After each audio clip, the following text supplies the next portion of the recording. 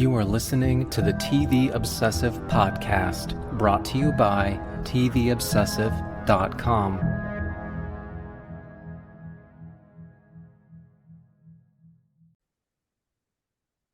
Hello, and welcome back to the TV Obsessive Podcast, episode 153. My name is Ryan Kirksey, writer and contributor for TVObsessive.com, and joined once again by Cameron Crane. We're approaching May. We're approaching, traditional vacation time. Never been to these places like Bay Harbor, Martha's Vineyard. Ever been to any of those islands? I haven't been to any of these islands in the Northeast, really. I've gotten kind of close, maybe a couple of times. When I was a kid, we took a couple of sort of family vacation reunion type things that were in a Thousand Islands. I don't even know what island we were on. We were on a particular island. No, but I don't know what island we were on. That's probably the closest. And then, of course, I spent some time on Mackinac Island, but that's in Michigan, and the vibes are a bit different than those sort of northeastern vibes. What about you? Yeah, no, we live about 25 miles from Galveston Island, which is known as being a dirty beach and, not the most glamorous place in the world, but it is a nice beach, easy to get to. But yeah, in terms of these vacation hotspot islands, not many, but can't say that I'd also want to go to the place we're going to visit later today as we talk about a particular TV show. I don't know, man. Widow's Bay seems pretty interesting. We're gonna, the first two episodes here today premiered on Apple TV. I didn't double check if it came out actually last night for people. The official date is today, April 29th. So we're going to be on that week to week. I'm enjoying it so far. Looking forward to talking about it. What else have you been watching this week, Ryan? Yeah, well, I don't know, Karen, if you are up on the Top Chef drama, but the Reddits and the comments are all about what's happening on Top Chef. I have to fill you in if you're not aware of this, right? So, No, um, I'm not aware. I think we talked about this before. I used to watch Top Chef like back when it started, and for however many years after it started. Um, but then at this point, I mean, it was probably 2010 the last time I was up to date on Top Chef. So what's going on? got it. What's the Yeah. tea So here?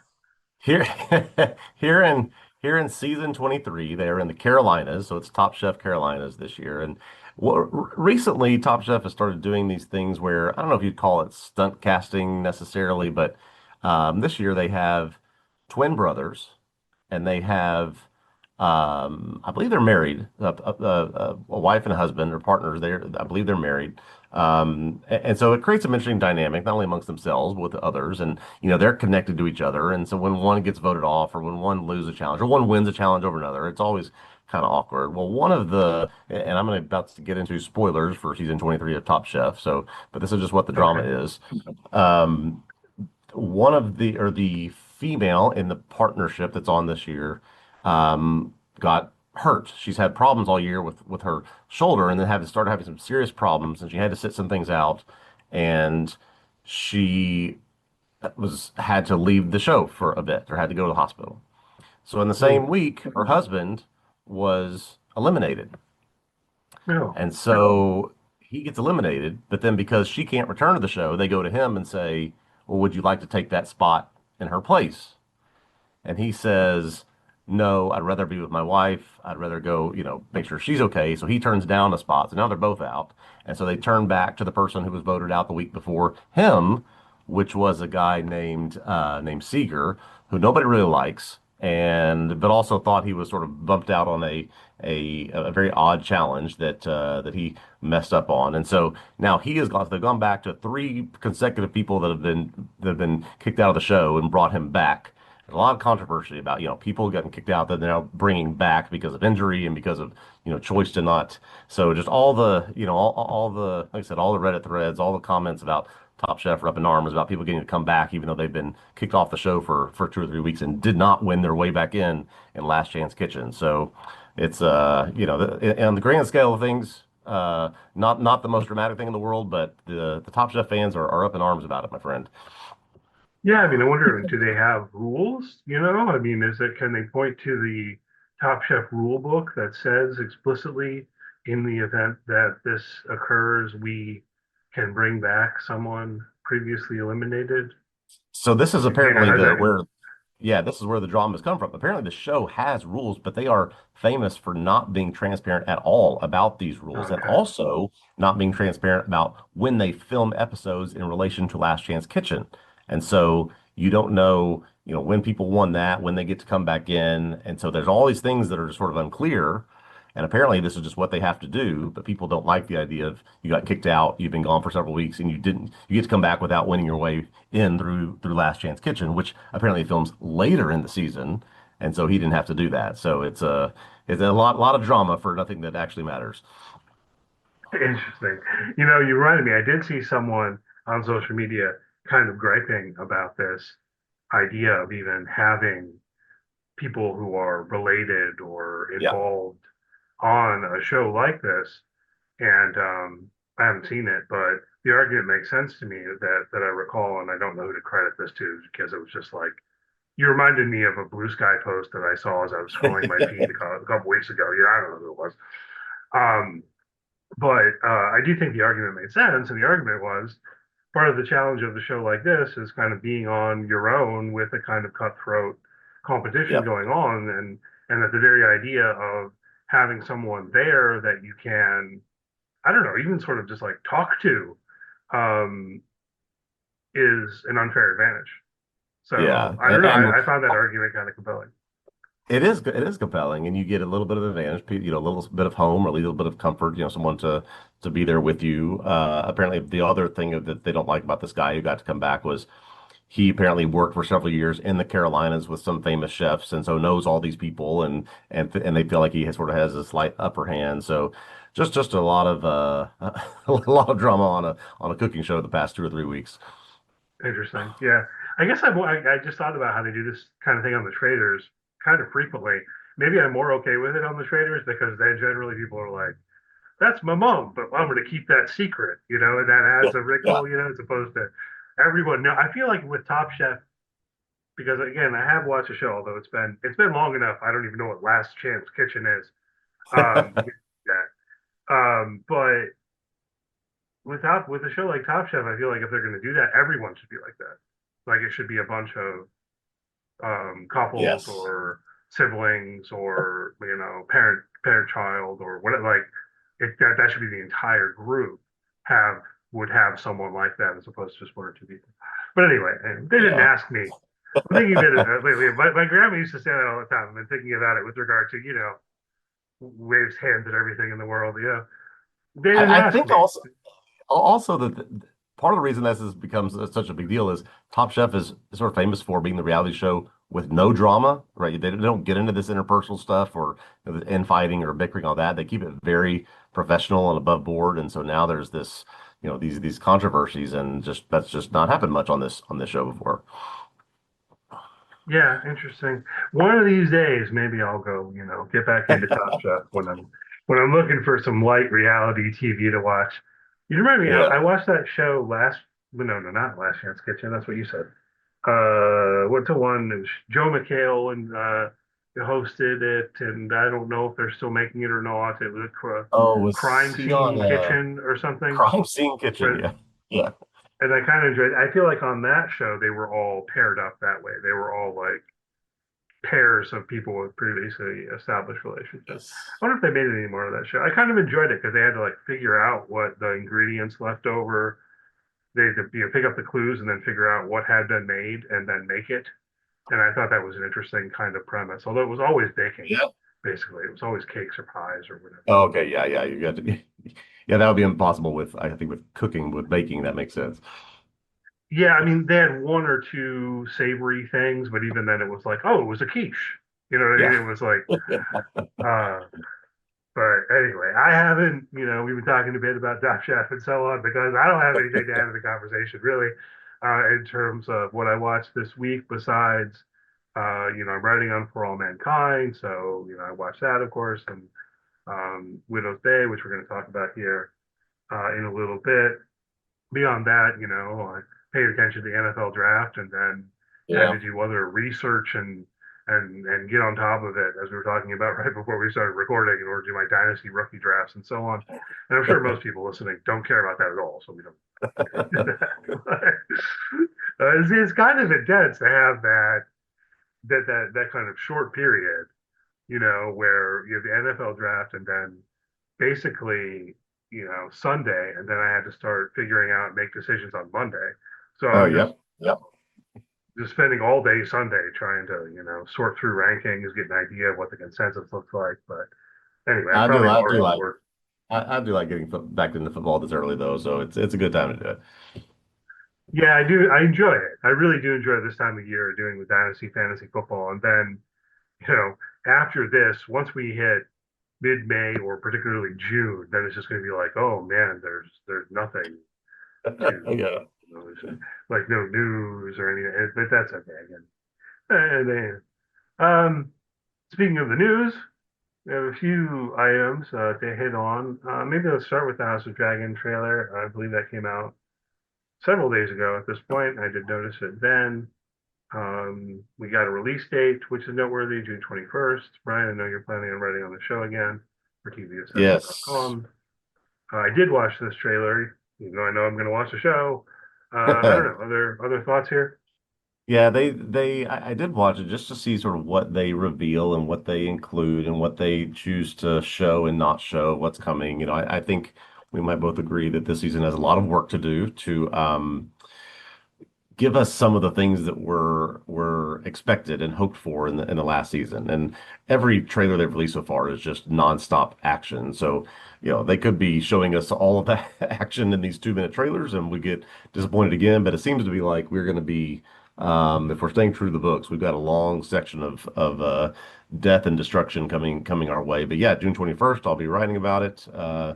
Trying to reference where it's possible all the other interconnective tissue of this story. But yeah, really really looking forward I mean, we now know we're going to get this, and then 10 days later get Silo. So I mean, this is just like a dream for me personally. Yeah, I don't know when the summer became like such a heavy TV period. I was Yeah. I was thinking about that earlier because, I mentioned I'm writing on For All Mankind. And then the spin-off series Star City comes out in late May. So I feel like I need to watch that, and I'll try to write something on it. I don't know if I'll manage to go week to week or not. Then we've got season 2 of Sugar coming Yep. out June 19th.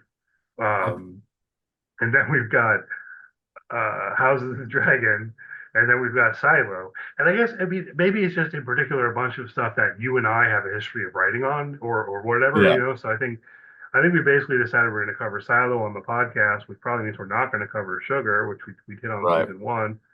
But I'm going to try to at least write on Sugar, so we've got some coverage on the site, if nothing else. And then I don't know. I guess I'll write on Silo as well. So it's just kind of odd that, well, Yeah. all right, it's going to be June into July, and be like, I'm really busy watching TV. But Yeah. I guess it's because when we were kids, it was like there was no TV, no new TV in Reruns the only. summer at all.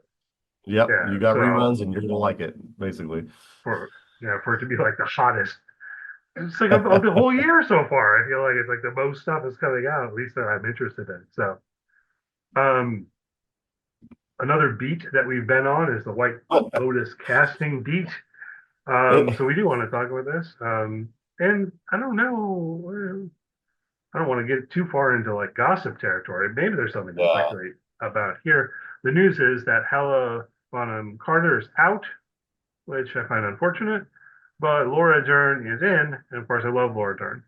But thoughts about this, Ryan, and what happened here? Just what we can glean Yeah, I mean, from just the to reporting and so on. to avoid that gossip, we can't just look at this statement that HBO released about Carter exiting. The character in which Mike White created for her did not align once on set, which is really odd that they first of all have to release something like that, and I guess squashing rumors that there was problems or like that. But this is probably just covering up something that the two disagreed on. But and then apparently they come out and say, well, Laura Dorn is a entirely new character that they just created for her. This has nothing to do with that. But it's hard to not connect these two dots, I think. Yeah, I mean it's one of those things. That line you mentioned it's just one of those things where I can't help it. It's like you read that kind of PR speak sort of thing, if we can Mm. call it that, and immediately I want to know like what happened. Yeah, Like yeah, did Mike White and Helena Carter not get along? Uh, did she not like what her character was like? I mean, yeah, I don't know. I don't know. We did not align on set. I mean, I guess maybe we'll hear some more. Maybe I'm sure. probably next time that she does an interview, someone will ask her something. We can see what she says there. You know, I don't know how much to care. It's not the biggest deal in the Yeah. world, but best case, it's like Mike White realized once they started filming that he no longer quite liked this idea, or it wasn't working with her the way that he'd imagined in his mind, or something like that. Because I mean, look, Mike White has a reputation for being very kind of careful in terms of the casting and having things in mind in relation to the character that he's casting for. And Helena Bonham Carter was like the first or one of the first people cast for this season, so there's definitely an oddness here And to that also level. looking at it like you don't bring in Helena Bonham Carter for, two scenes. So are they having to if it's true that Laura Dern's character is not the character that Carter was playing, are they having to completely rewrite this whole thing? Or, how much will this set them back? It's just odd that you would again make this decision on set after you've read the script, signed on everything, brought everybody there. So yeah, something just screams that they didn't get along somehow. Yeah, I'm curious, but we may never know. Yeah, I do love Laura Dern. It's also interesting if she, with the reporting being that she's going to play an entirely new character, there are a couple of intriguing possibilities that might come to mind immediately in the Mike Whiteverse.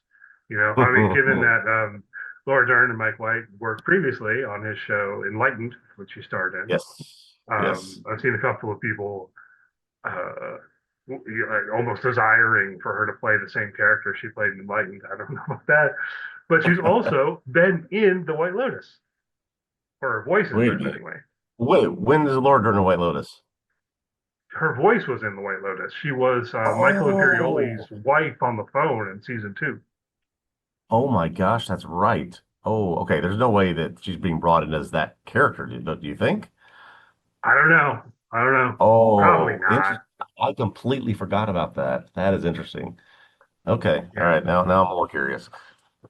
So, but you're like probably not. Anyway, it's like okay. I'm a huge fan of Laura Dern, so I'm not when it comes down to it upset about this. Really mildly upset that Helena Bonham Carter is out. I guess curious about what happened here, but then also curious about okay, well, what's going to happen here with Laura Dern? Yeah. But you know, every chance she just plays an entirely new character or something like that. The fact that she was a voice on the phone in the previous season doesn't mean that they Yeah. actually make that connection, but it's possible. Um, let's see what else. A couple of things on a downer note, maybe. Again, I haven't watched this show. I don't think you have either, Ryan. That actually goes for both the things I have left on the sheet here. But I imagine some people listening might well care about this. First, start with Gen V. This is the Boys spinoff, and the news is coming out that it's been canceled after 2 seasons. The Boys is ending. I'm also Hmm. reading here that characters from Gen V are going to be in the last season of The Boys. So I don't know if you're a fan of all this stuff. Hopefully, that means that you're going to get sufficient resolution to Gen V stuff, Yeah. but I don't know for sure. Kind of surprising to me Yeah. though that they don't want to keep it going as long as they can. I don't know. Yeah, yeah, in terms of I keep meaning to watch The Boys. I have not. I know we're in the fifth and final season, and they have promised some resolution there and how all that will tie up. And maybe, yeah, this is the way to do that, to bring these characters back in for this finale or the last few episodes of that show. But having not seen any of them, not sure how exactly they would do that. Appears that at some point there was another spinoff that was going to happen, but I think The Boys was just sort of the anchor of this whole franchise, and it's not people have not really expanded much beyond that, it seems.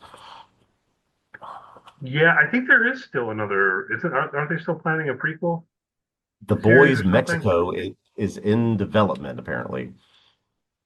All right, so I mean, I don't know. Again, unfortunately, neither of us have gotten around to watching the show. I thought I might before season five came out. Yeah. It occurred to me, I was like, well, maybe I'll try to catch up on the boys, and then I very much just did not find time. So at this point, I guess it's very unlikely that I'll binge through it in time to catch up with the finale because I know it's airing weekly.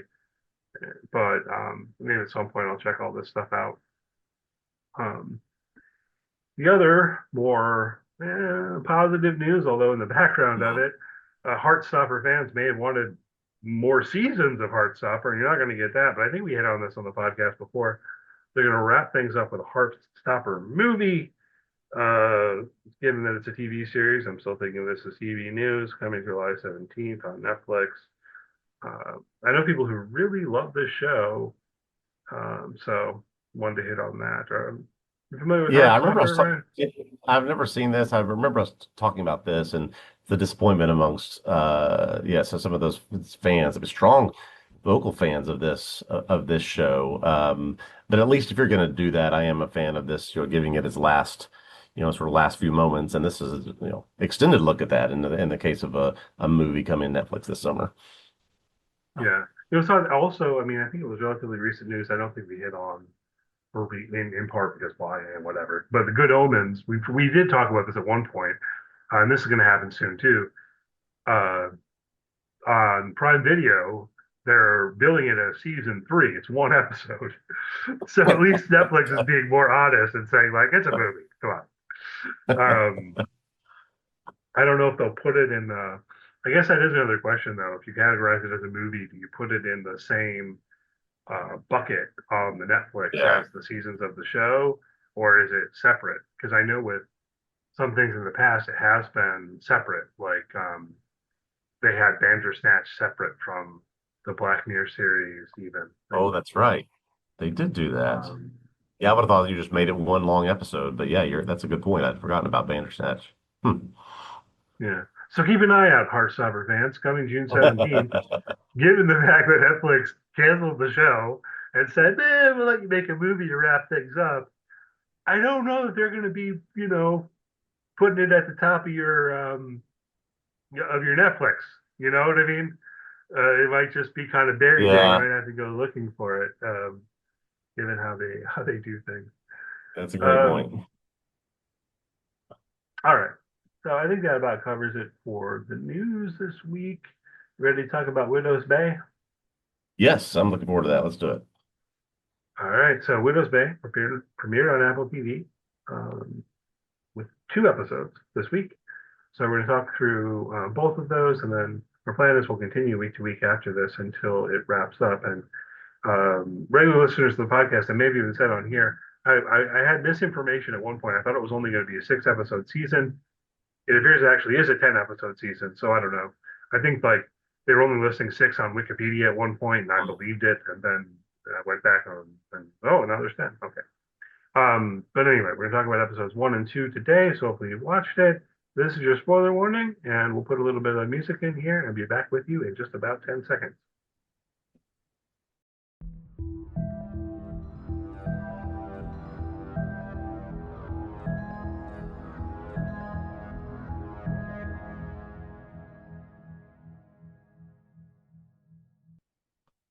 All right, we are back to talk about Widow's Bay on Apple TV. First and second episodes titled Welcome to Widow's Bay and Lodging. These episodes both directed by Hiro Murai, first written by Katie Dippold and second written by Kelly Galuska.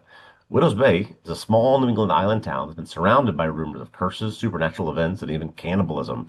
Mayor Tom Loftus is a transplant who wants to modernize the town and attract tourism to the island. So he invites a travel reporter from the New York Times to come and learn more about their community. Mayor Loftus' goal seems to be to convince the locals of the town that the stories they hear are all false. Many of them do not believe him, and they openly distrust him. Because Loftus believes the town needs economic help, he perseveres, overlooks what they're concerned, and pushes forward with the story. When a local fisherman named Shep goes missing in the mysterious fog headed towards Widow's Bay, local resident Wick confronts Loftus about it. Shep does turn up again, and Loftus goes to see him in the hospital, but is attacked by a white-eyed Shep, seemingly proving some of the stories that locals believe about the island's curses. And in the second episode, an article has come out in the New York Times encouraging people to come to Widow's Bay. Tom agrees to stay a night in the captain's suite at the supposedly haunted inn in town to prove there's nothing wrong before tourists come. While there, he meets another visitor staying named William, who claims to be an engineer, but later that night attacks him as a clown. The next morning on the security footage, Tom is seen, but there's no one else who appears to be staying at the inn. I expected to like this show, being a big Matthew Rhys fan, sort of looking at the subject matter and what sort of the overtones of the show is like. So I expected to like it but I really loved it so far. I really Yeah. like these first two episodes, and am happy this is going to go 10. It sounds like. Yeah, me too. I'm enjoying it a lot. I'm really liking the tone of it, like the performances, the humor is great. I'm curious about where it'll go, and maybe we'll hold off on that a little bit. I mean, I am glad that we've got a 10 episode season. I guess, after watching the first two episodes, I wonder how the story is going to develop, as it were. But let's talk Yeah. through. I guess let's start with some of the stuff about the tone. Um, from what we said already, I guess we both really enjoyed it. Any feelings at all that it's maybe almost a little too much, Mm. too quirky? Um, I I don't know that I found it too quirky. I found it sort of filling a gap of something that maybe I didn't realize that I have needed or had missed for a long time. So we've done a lot of mystery, we've done some horror, we've done some, I mean, true science fiction, but just sort of this crossover between this comedy and horror nature of this show. I just found sort of the combination of the quirkiness and comedic sensibilities of these townspeople with some of the jump scares and some of the, just eerie creeper things you see. I loved the combination. Okay. I think I agree, but it kind of occurred to me a little bit because it's almost in thinking about this show and preparing to talk about it with you and how to approach it for the podcast and so on. I guess this is one of my questions. It's a comedy horror show, which I really enjoy. It Yeah. does feel like almost every moment, every scene has some element of something kind of weird in a quirky way that might be scary, but it's also funny, and I enjoy that a lot. To what extent will it be like a mystery show? I guess is what I'm Yeah. wondering. Because through the first two episodes, it doesn't really quite feel like a mystery show to me, which is Yeah. interesting given the premise. You know what I mean there? Yeah. And it is interesting sort of thinking about these first two episodes of what is this show going to do, or what is it trying to do? To your point, is it trying to solve a mystery of what these things are? I mean, I think after two episodes, it's pretty clear that these things are real, at least as real as we have been told that they are. And so, are we trying to uncover the mystery about what it is? Are we trying to stop them? Are we trying to convince mayoral office that these things are actually happening? It's just sort of what do you want to do with this show? But I'm impressed with what they've done in the first little bit. Yeah. But it kind of feels like it's not going to be those things, right? This is sort of what Yeah. I mean. There's so many things that, some part of my brain wants to latch on to as a question or something. Like at the Historical Society, the woman Mm. says something like, "Oh, actually, there were 43 people." Time. We don't need that story right now. Well, like, are we supposed to care? Are we supposed to want to be wondering what that story is? I don't know if we are beyond the joke of it. That in the background of everything, it's kind of like the cannibalism joke when the news article framed on the wall of the Historical Society says that they turned to cannibalism immediately, and Mayor Tom's like, well, no, I mean they're that's not true. Really, it's Yeah. on the wall of the Historical Society. They're like, did they turn to cannibalism immediately? No, it took 4 days. It, 4 days. So a lot of stuff I feel like is sort of like that, where yeah, I mean, in part we're just gonna have to see where it goes. But my feeling coming out of these first two episodes is that it's not really a matter of trying to figure this stuff out.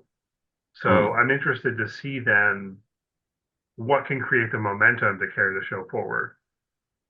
It has been interesting some of the things that they have introduced. So ideas of things like what is it that took or possessed or whatever it did to Shep?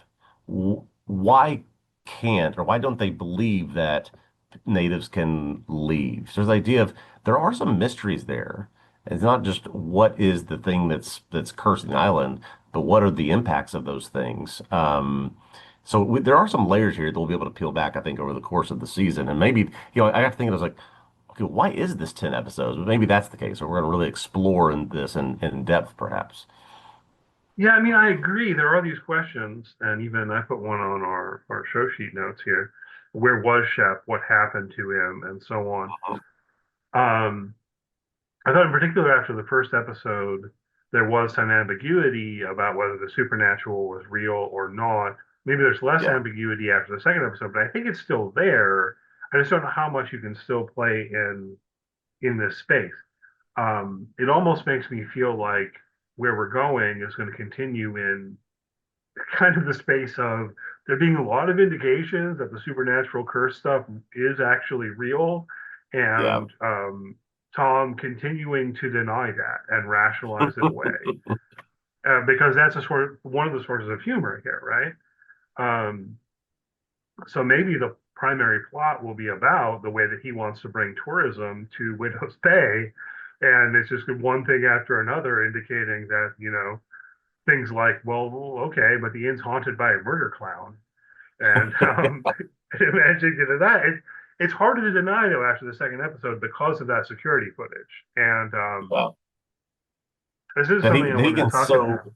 he can so quickly jump to maybe I was sleepwalking, or there's some other explanation for that. And I think they did a good job in the first episode and a half, or first episode plus a little bit of the second, setting up why he's so committed to, it's going to be very, very hard to convince him otherwise.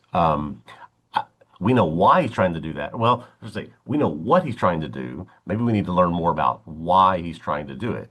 If he hated Summers there so much, what is his interest in coming back here as mayor to, turn this place around? I think we'll get a little bit more since we've clearly learned that he has a lot of history in this island. Yeah, and there are a couple of questions related to that. One is what happened to his wife, and presumably she Hmm. died in some way, but we don't really know how. And related to that, when they're talking about this idea that people who are born on the island can't leave, that's not Tom. He wasn't born there, right? That's right. Um, but his son was. And His son I'm was, not yeah. even asking quite, is this true that people born on the island can't leave? Although the reporter, whose name I didn't make a note of, does mention a couple of instances that people, told them about that check out where someone tried to leave and died pretty quickly or whatever. No, but I think the bigger question is, does Tom actually believe that? Will he not let his son leave? Does he feel like he needs to stay because his son can't leave? Does he buy into that at least enough? There are really kind of some indications that maybe he does, because otherwise, why wouldn't this Yeah. guy just take his son and move to Boston or something? Yeah, that I think that's probably the draw that's keeping him here. I also wonder, as we think, I think some explanation is needed in terms of what happened to his wife. How did she die? Is he trying to figure out, did the island do something to her, or is he trying to disprove that the island did something to her? Well, everybody thinks, well, she died because of a curse or because of some sort of supernatural element or because of the island doing something to her. He's there in a sense, not just because his son can't leave, but also in a sense that he wants to disprove that this happened and show that none of this stuff is actually real. Yeah, I mean, I guess it may be something like that. I wonder how much the show will explore that kind of question. It certainly occurs to me he's not. I mean, because he doesn't just stay there; he decides to run for mayor unopposed, apparently. And Yeah. so there, it's like there's this tension in his character where on the one hand he kind of hates this place and all these superstitious people, but on the other hand he cares about it, loves it, and wants to help it with the tourism and all of that. And Yes. I mean, I think that's all coherent, but it's also more than anything else, I expect the show to continue kind of mining that for humor. How we have this guy who, of course, at a distance from the story, we would probably be more on his side and thinking like, well, yeah, like of course ghosts aren't real and stuff like that, like Yeah. the reporter. Exactly. Um, but if he's going to be continually confronted with evidence that something really is happening and continue to deny it, um, yeah, it's one of the sources of the humor here. It also does seem, you mentioned the possibility that maybe something happened with his wife that people have superstitions Yeah. around or whatever, and that would be interesting. But we should also note that Wick, played by the inimitable Stephen Root here, seems to be saying, "Oh no, something is happening now," right? Like the island's always cursed and weird, But Yeah. now it's coming to a head. It's woken up. This is a haunt, you know. And there are some other indications of that with the fog, I guess, but also the church bell, where this is a dangling thread we're left with after the second episode, right? Where Yes. the Yes. priest, whatever his name is, says that bell could not have rung. He goes and checks it out. It's chained up so that it can't ring. But then he's got this like letter to him about what he has to do if the bell ever rings. Like, I hope this never comes up. And we don't go Yeah. further, but I imagine we will, next week or whatever. I like the little nuggets that are dropped about the history here. Obviously, Wick provides a lot of exposition about history. We see him as a representative of the people of this, the locals of this island. But then these little things like that, where someone has encountered something, something has happened to them, so much so that they need to write a letter, I guess, to the next priest in line or the person who's taking over that job. That this is what has to happen if this bell ever goes off. And so we do get these little nuggets of things that we're surely going to come back to. I don't know if we'll come back to 4 days until cannibalism, but there is, sort of this idea of the things that would be helpful to help us learn more about this story. And I think that bell is a big one. Yeah, I do think so. I mean, that's what I mean, sort of. There's so much that you have to kind of try to sort out a bit what's significant that we're going to circle back to and what isn't. Yeah. And Yes. maybe we'll Yeah. be surprised, maybe something will factor in a way that we didn't see coming, that was kind of an off the cuff remark or whatever. But let's talk about a little bit more about what happens at the end in a couple of ways. Mhm. Because with the security footage, I do think that that's a pretty strong indication that the inn really is haunted by the murder clown, who's again played by the great Tim Baltz, right? Righteous Gemstones, BJ comes to mind, and he's great here in his role. And as it plays out, certainly we're led to feel like he is a real person, and they play the Daddy's Home board game, which I wanted to at least Daddy's hit home. on. I don't know how much there is to dig into here, but I found those board games to be hilarious. Want to chime in at all on that? Maybe in particular Daddy's Home, but there's also the Run card game where it's like, Yeah, not well, yet, that was like not yet, not yet. it was like a duck, duck, goose, but cards or something. Yeah, yeah. Not yet, not yet, not yet. Run. And then the one was like a teeth game, and it just had a pair of pliers at the bottom. So there was a lot of funny stuff. But the game that they play was maybe the most amusing because it seems like this game, Daddy's Home, is all about avoiding getting beaten by your drunken father. Uh-oh, Dad had a bad day at work. Go down to the basement. Like, roll to see if the neighbor's home. Yay, yes. Um, but they're pretty subtle about how they don't actually ever say it explicitly. I think it's pretty clear implicitly. Yeah. That's what the game's about. Anyway, that's feeling real, right? Yeah. And it culminates in William saying, well, he gets really dark for a minute first, but then saying, finish your list and prove these people wrong. Ghosts aren't real. And Right. that leads Tom back to the crawl space, which, for the record, I agree with his initial reaction when he goes down there and says, absolutely not.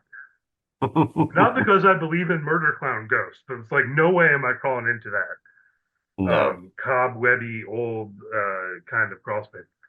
When you're there essentially by yourself, yeah, there's no way I'm going in there. No way. But maybe that's not rational in the real world or whatever. But anyway, he sucks it up. He goes in there, and then it's like William appears at the opening to the crawl space, and then like turns into the murder clown chasing at him. Then we cut to Tom waking up in bed. So there's some kind of inconsistency here that I don't know how to make consistent, because the fact that he wakes up in bed would make you tempted to say, oh, well, it was all just a dream, Yeah. right? But then you have him on the security footage sitting there like he's playing that board game with himself. That's really weird, right? He throws out the idea that he was sleepwalking.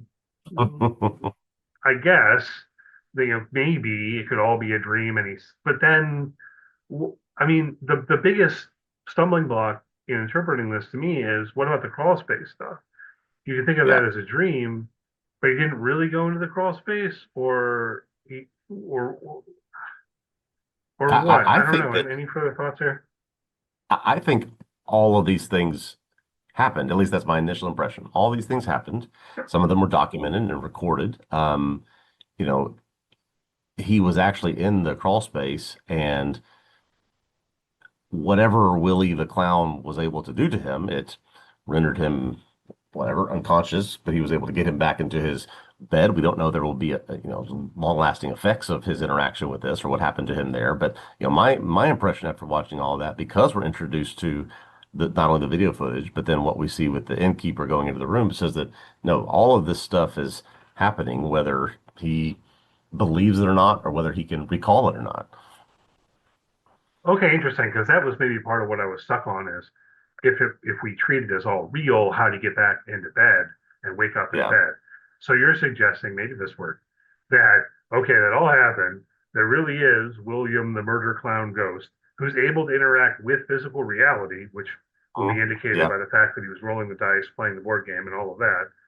So after scaring the bejesus out of Tom, and I don't know if there's some other element to that. Tom is unconscious and he drags Tom out and takes him back to his room, puts him in bed. Yeah. I mean, I guess. I don't know if we're going down the road of things like possession or things like that. I mean, if you're going back to Shep, something is inside of him. Something is doing something to him that's forcing him to not only his eyes, but to become violent and attack Tom this way. So, is it prolonged exposure to these things? Is it something else? So something happens to you. I don't know if this is sort of the first step that Tom has taken to that. Yeah, I guess I did feel like there was more ambiguity with Shep, but at least in retrospect, it's much more tempting to buy into it. In other words, you have Wick telling the story about how people's eyes turn white and something about the revenants of sailors and yada yada yada. And then later, Chef's eyes turn white and he attacks Tom. Yeah. They're still, I mean, that's easier to rationalize to me somehow. Like maybe somehow because of his medical condition, something, is going on with his eyes and Yeah. he Yeah. just It could kind of be. freaks out violently, irrationally, or something. Yeah. Um, I don't know. I mean, in retrospect, maybe we do buy into that as well. And you did raise an interesting possibility that maybe Tom at this point will be possessed by William or something like that. Maybe he doesn't know that yet. And Yeah. is it wrong to kind of hope so because I want to see more Tim Baltz? I absolutely want to Do you see. think we'll Yeah. see him anymore? That's a good Do you think question. we'll get any more Hmm. William?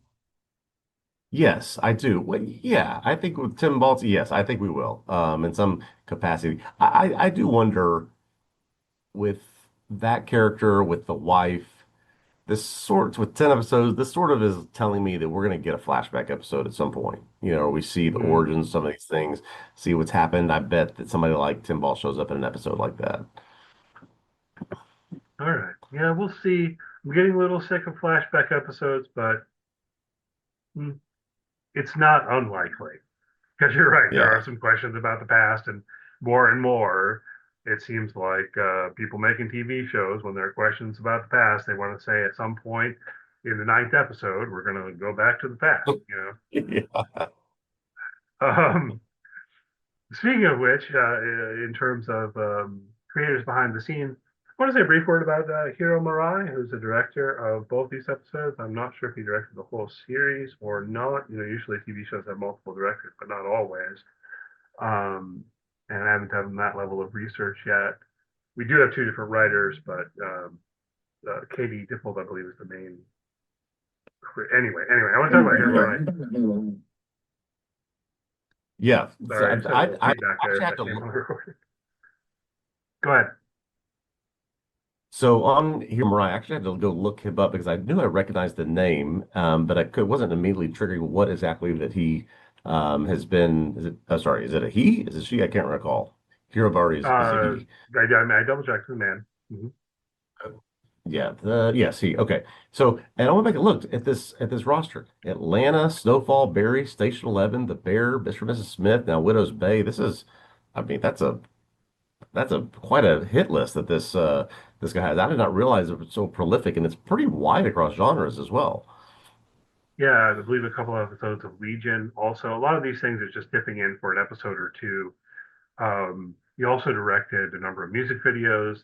Maybe most prominently, what stood Interesting. out to me was Childish Gambino and the Uh, video for This Is America in particular. Have you seen that video? It goes hard, man. oh, I have not, but that makes sense with the Atlanta connection. Okay, yeah. So, I mean, I don't know. I think good director, all of that. I just wanted to kind of hit on that. People listening maybe, weren't aware.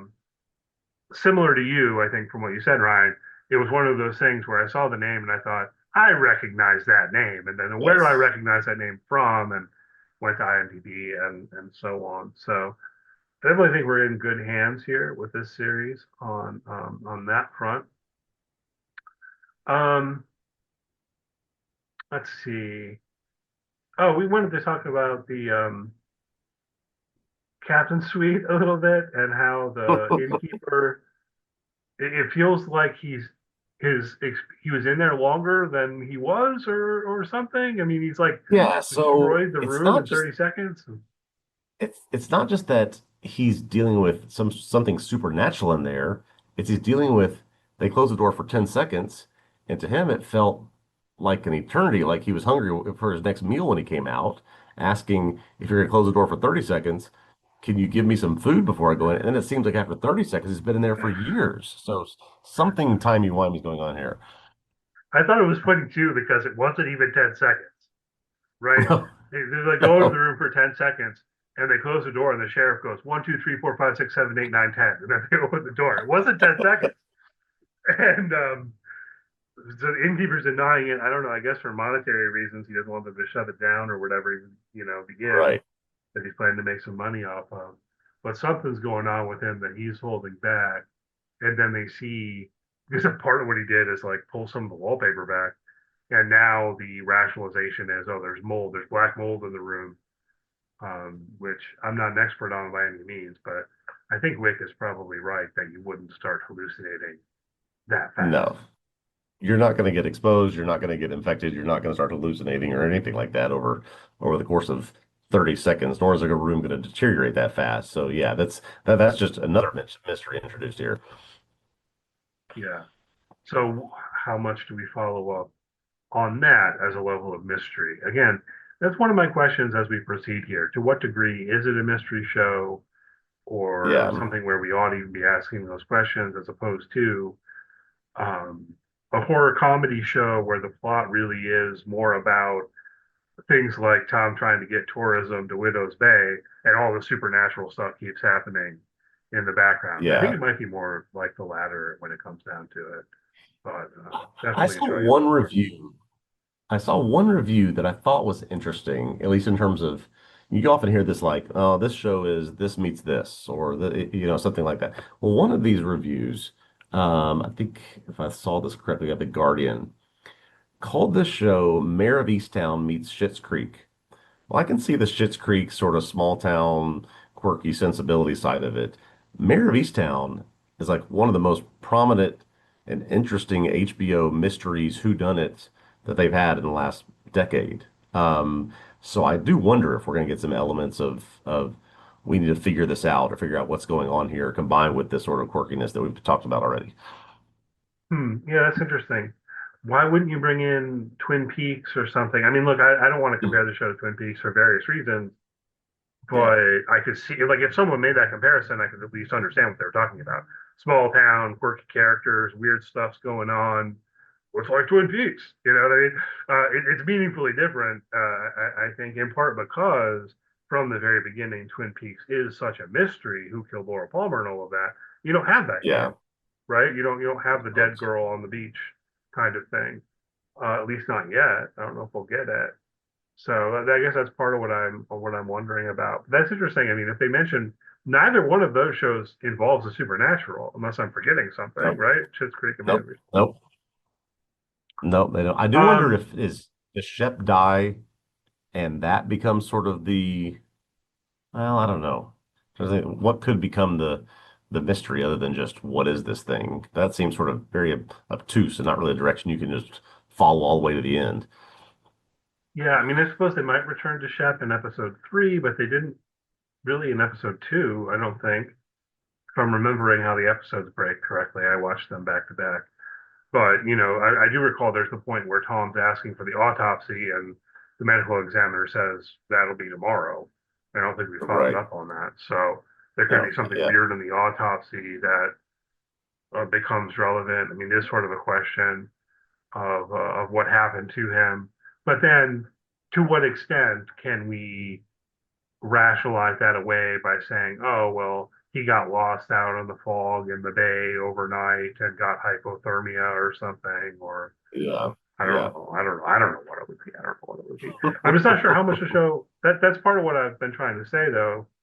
I don't know for sure after two episodes exactly what I'm supposed to be caring about and what I'm not in those sorts of terms, right? Exactly. Exactly. I think that Um, we will, at least I hope we focus in on that in episode three. I love these first two. We can focus in on what we're going to do, what we need to care about in episode three. That would, I think, put it right in line to where we want it to go. yeah, I agree. One thing I wanted to ask you before we wrap up here, because I think you may be, based on past conversations, more versed in Stephen King than I am. But it was enough to ping my radar a little bit. Of course, we've got the sort of northeast setting going Yep. on, Yep. maybe the Yep. fog. We got a Yeah. haunted The inn. mist, We got a murder mist. Yeah. clown. Are there more Stephen King allusions that I'm missing here? Other things that you noticed that put you somewhat in mind of Stephen King stories? Yeah. I mean, to one you've already said, when he, as Willie the Clown, bends down and starts charging at Tom, I mean, that is completely Pennywise. I mean, absolutely 100%. Just sort of this Right. Yeah. wildness, just sort of just joining, just sort of running at him. But just absolutely, I mean, if you go watch any of those films or Welcome to Derry, any of these things, it's absolutely what you're going to get. Yes, obviously, Stephen King, most of his stuff takes place in Maine. We've got The Mist, which references the fog. We've got, yes, small town. We've got locals that all sort of know something that are a part of this, and there's things that they can't explain. Things that, Welcome to Derry, a big point of that show was the thing that keeps you there, and if you try to leave, it brings you back, right? So we get that with this Hmm. show. So it's just a lot of things tying in there. Yeah. Okay. Cool. So something to keep an eye out for. Maybe more little Easter eggs or whatever. But Yeah. it's interesting because I feel like part of the humor maybe even stems from, okay, well, let's take all of this stuff and just we're gonna throw it all together. You know what I mean? It's just everything all at once, sort of. Oh no, there's a pet cemetery. Whatever. Yeah. So If that shows up, or we get a Cujo dog running around, yeah, then we'll really know. yeah, but I mean, I don't know if we will actually. It's felt a little subtler than that, but of course, Yeah. even for me, the murder clown was enough to make me start thinking about it, Pennywise, as you Yeah. mentioned, and then there's the haunted inn, and there's mention of like a New Hmm. Year's Eve party and stuff like that, and um, so anyhow, let's see. The other thing you put on our sheet, I don't know if you want to say anything further about it, that they don't have cell phone reception, they don't have Wi-Fi in the town. Just Maybe that, I. that's going to come into play. Yeah. There's this town is sort of it's turned back in time a little bit. They have computers and internet that all looks very like early 2000s. Have to rely on landlines. They can't reach the outside. How much of that has to do with the supernaturalness of it, but that's clearly just going to come up at some point and be be something that matters as we go down the road. Yeah, or I mean, it already matters as part of the setting, if nothing else. So I wonder how much it'll factor in. It did remind me a little bit of the time I spent on Mackinac Island. I spent several summers there, right around, I don't know, maybe the last time I did a summer working on Mackinac Island, I was 2002 or something like that. People Yeah. aren't familiar with this. Mackinac Island's with like between the two peninsulas of Michigan, and no cars, although they've got like a fire truck and stuff like that. But It's only 8 Yeah. miles around, so people ride bikes or walk, and there are horses and all of that. But also, when I was there, basically, like cell phones didn't work, or Okay. if you potentially could get a cell phone that would work if you directly got a phone from the Alltel in St. Ignace, in the area. Yeah. But you brought your phone from somewhere else, like where you lived, it didn't work. Didn't Um, work. and I mean, I really enjoyed the time that I spent there, and that was part of it. To where the last time I was there for a visit, which was, I don't know, maybe like 2016 or something like that, all of a sudden everyone's walking around with smartphones. Yeah. Now everything, and it just didn't Yeah. feel the same. The vibe of the place didn't feel the same because part of the tourism there is precisely like you don't have roads with cars, you've got horse-drawn carriages, you got to look out for the manure on the road and all that kind of thing. And Yes. so then putting iPhones into that, it messed up the experience for me at least. So Yeah, that's a good maybe point.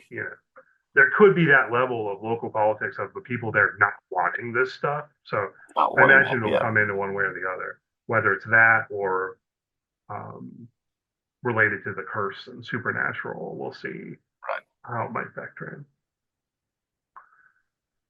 All right, good. Anything else you want to hit on here before we wrap up? No, just glad we're going down the road with this show. Looking forward to episode 3 a lot. Yeah, I'm definitely enjoying it so far. We'll see how long they tend to be. I know there was a difference. The first episode was longer than the second one. So are we going to Hmm. settle in more in the half-hour range or the closer to an hour? I'll be curious to see that as well. I haven't checked as of yet. Regardless, we'll go week to week here, episode by episode. So thanks for joining us. Hopefully you've enjoyed the podcast. Hopefully you'll join us next week. Please do leave a good rating, review, all that good stuff. If you are on YouTube listening to this, hit the thumbs up. Please subscribe to our YouTube channel. Greatly appreciate it. You can follow TV Obsessive on social media. If you search for TV Obsessive, you should find us. And be sure to check out TVObsessive.com, where you can find articles on all sorts of TV shows. And at the moment, I'm writing on For All Mankind. Ryan's writing on Daredevil Born Again. Other things coming in the future. We've got a lot going on this summer. So please do check out the site. And as for the podcast, we'll be back with you next week. All right. We will see you then.